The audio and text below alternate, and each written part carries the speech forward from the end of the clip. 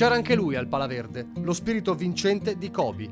7 giorni dopo la tragedia che ha sconvolto lo sport mondiale, il minuto di silenzio, il video con le immagini di Black Mamba sul cubo segnapunti, la curva sud con i colori giallo-viola dei Lakers e le squadre che alla palla a 2 lasciano scadere i 24 e gli 8 secondi, i numeri usati da Kobe nella sua leggendaria carriera. Una gara nel nome di un vincente e la vittoria che Treviso strappa alla sua avversaria storica, la Fortitudo, in una gara magica, con la De Longhi ormai in ripresa. Punti veramente molto pesanti. Sono anche soddisfatto perché per alcuni tratti ho rivisto quella che è l'attenzione e l'intensità difensiva che questa squadra deve avere per raggiungere il proprio grande obiettivo della salvezza.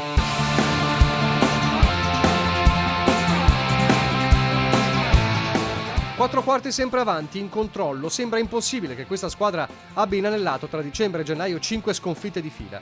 Ora la zona retrocessione è più lontana e Menetti elogia anche l'approccio del nuovo arrivato Almeida.